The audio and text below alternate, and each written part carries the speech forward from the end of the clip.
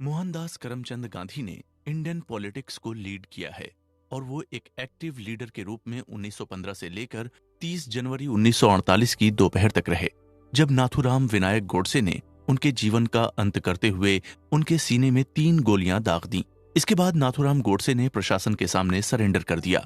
8 नवंबर 1948 को दिल्ली के प्रसिद्ध लाल किले पर जब स्पेशल जज की कोर्ट में नाथूराम गोडसे से ये पूछा गया कि क्या वे अपने बचाव में कुछ कहना चाहते हैं, नाथूराम गोडसे ने एक डिटेल स्टेटमेंट के जरिए जज को अपना जवाब सुनाना चाहा। इस स्टेटमेंट के पब्लिकेशन पर बैन लगा हुआ है। Chief prosecutor C.K. दफ्तरे ने नाथूराम गोडसे को कोर्ट में स्टेटमेंट पढ़ने की इजाजत तो नहीं दी, लेकिन उन्होंने इसे अपने खिलाफ लगाए आरोपों के बचाव में सबमिट करने की इजाजत दे दी। प्रोसिक्यूटर ने पाया कि मर्डर केस मामले में नाथूराम के साथ सभी गवाह, महात्मा गांधी के साथ साथ मौजूदा रूलिंग पार्टी तक के तथ्यों पर रोशनी डाली जानी चाहिए। जनता इस मामले पर कोर्ट की ओर से शुरू से लेकर अंत तक सभी सच्चाई जानना चाहती थी। इसलिए जज श्री आत्मचरण ने वकील से कहा, मैं किस कारण जांच को रोकूं? मुझे कानूनन इसके लिए कोई वजह चाहिए, कोई ठोस कारण चाहिए ताकि मैं सारे चार्ज हटा सकूं। तो ऐसे में आपके पास कोई अथॉरिटी या कानूनी सबूत या ऐसा कोई कारण है जो आपके विरोध को सपोर्ट कर सके? लेकिन वकील के पास ऐसा कुछ नहीं था कि वो कोर्ट के सामने पेश कर जज को सेटिस्फाई कर सके। हिसार कोर्ट में नाथूराम गोडसे के स्टेटमेंट को पढ़ने के लिए दायर याचिका को खारिज कर दिया गया। अगले दिन इस स्टेटमेंट के कुछ अंश समाचार पत्रों में छपे। दोनों तरफ की दलीलें और भी कई महत्वपूर्ण तथ्य थे जो फिलहाल अंधेरे में ही थे।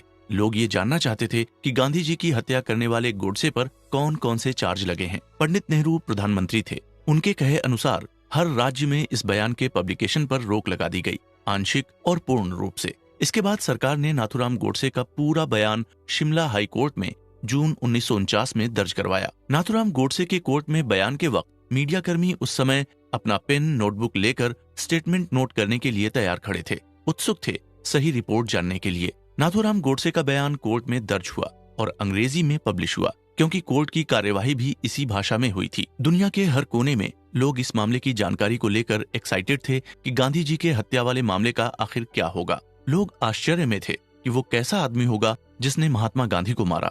उस समय के कुछ जाने माने लेखकों ने इस विषय पर लिखा।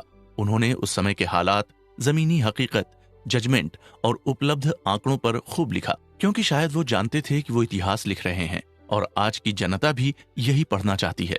कानूनन ऑथेंटिक स्टेटमेंट अब क्लियर हो चुका था और उस समय के कुछ राइटर्स ने माहौल के हिसाब से चीजों को तोड़ मरोड़ कर भी पेश किया। पढ़ने वालों ने भी अपनी खुद की राय बना ली थी और असलियत और अंदाजे के अनुसार स्टेटमेंट का अपना अपना मतलब निकाल लिया था। इस बारे में नाथूराम ने खुद कहा था कि कुछ ईमानदार इतिहासकारों ने मेरे किए गए काम को लिखा है और एक दिन भविष्य में वे सच को जरूर जान लेंगे। नाथूराम गोडसे ने जिन परिस्थितियों में ये काम किया था, उस लिहाज से वे उस समय परम पूजनीय हो गए थे। लेखक गोपाल गोडसे नाथूराम गोडसे के छोटे भाई हैं और महात्मा गांधी मर्डर केस में शामिल रहे थे।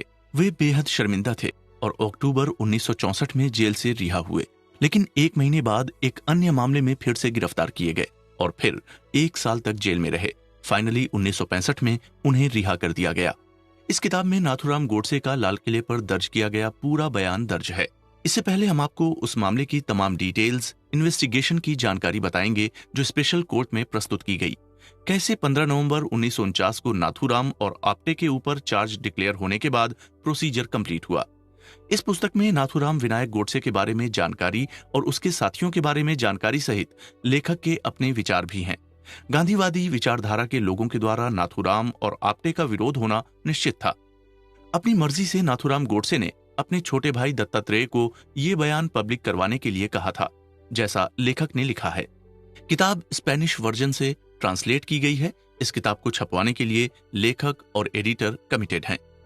19 सितंबर 1993, गोपाल गोडसे, द इवेंट, वो हादसा। 15 अगस्त 1947, ब्रिटिश हुकूमत के अंत के बाद ही बंटवारे का ऐलान हो गया। भारत और पाकिस्तान अलग अलग हो गए। लोगों का पलायन जारी था, दंगे हो रहे थे, मौतें हो रही थीं, लूट रेप से पूरा मुल्क परेशान था और ऐसे में गांधी जी मुस्लिमों के हितैषी और हिंदुओं के विरोधी के रूप में अपनी इमेज बिगाड़ चुके थे। राज्यों के बंटवारे को लेकर काफी मुश्किलें थी